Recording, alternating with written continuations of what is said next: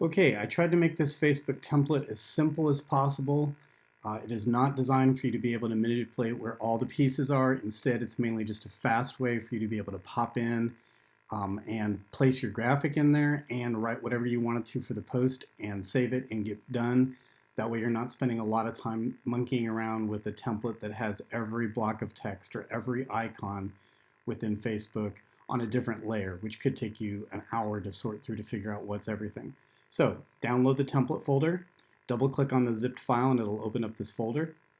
Open up the document fonts folder, load the two San Francisco fonts, which is what Facebook is using right now on anything that's done on a Mac iOS. Once you've installed those, you can ignore this link folder. It's just something that has to be kept there. So go ahead and double click to open up the template and it looks something like this.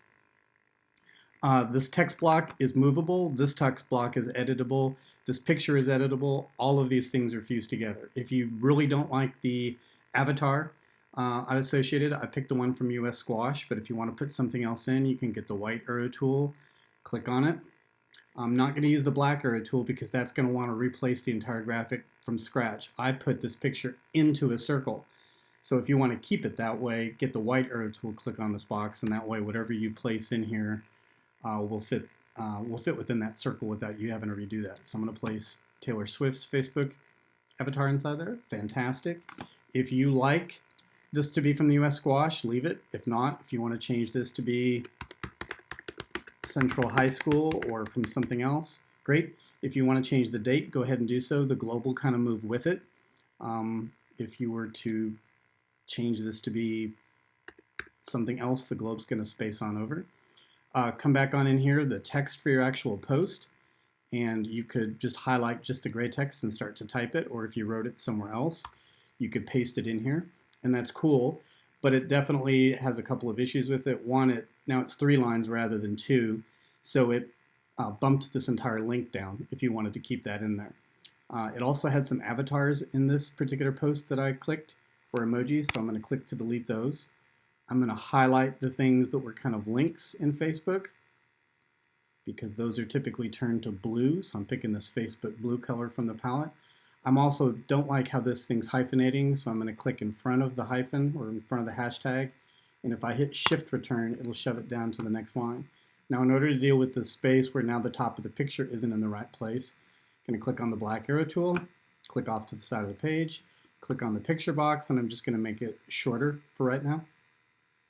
And then once I've decided this is okay, I'm going to go ahead and I want to see something on the pasteboard.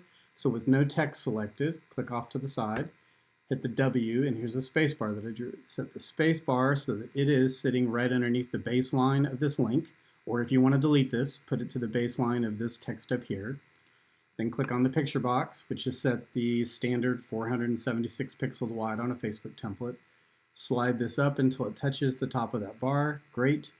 Move that over to the side and be done. If you don't want to keep staring at this, W gets rid of it. It just shows what's actually in the graphic. Then I want to replace the graphic with the one that you built on this template that's 504 pixels wide, which is the standard Facebook size. Again, if I go get the black arrow tool and place the picture, I have to resize the graphic. What I want to do is go get the white arrow tool, click on the picture box, go up to File, pull down to Place. Scroll, and I'm going to find this thing. Place it in there. With the hand tool, you can move this thing around until this jiggles so that it's in the right cropping that you want it to at the top or the bottom.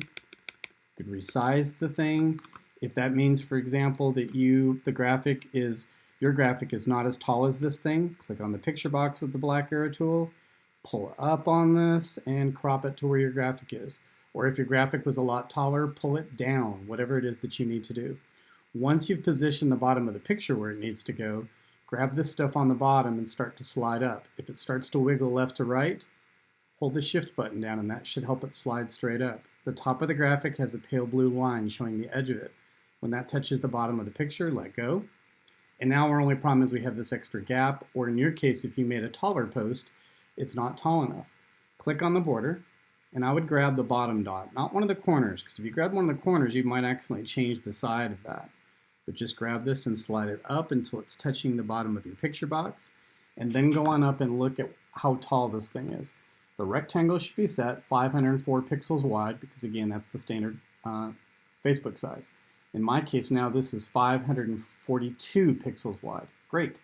Go up to File, pull down to Document Setup, leave it at the 504, but change the height of it to 542 or 700 or whatever it is that you click. Click OK. Select all. By hitting Command A, slide it down until the border touches the bottom of the page or until the top of it touches. I can verify that by clicking on the border just by itself after I've moved it. And if I see that this top left corner is set at 0 by 0 pixels, that means it's exactly in the top left corner. And again, it should be your new size of 504 pixels by whatever you chose to do. At this point, go ahead and save it. And then if you go to File, pull down to Export, give it whatever name that you want it to get to be. Click Save. You don't need to adjust anything here as long as this says high quality print. Just leave everything. Hit Export again. And then when that's done writing, we should be able to come back on in here and see that this is where it chose to put it or wherever you did. Double click on it to open it up and there is your Facebook post. Set in basically the Facebook colors and everything like that. Now you're ready to be able to take that on to the next step or do whatever it is you need to do to it.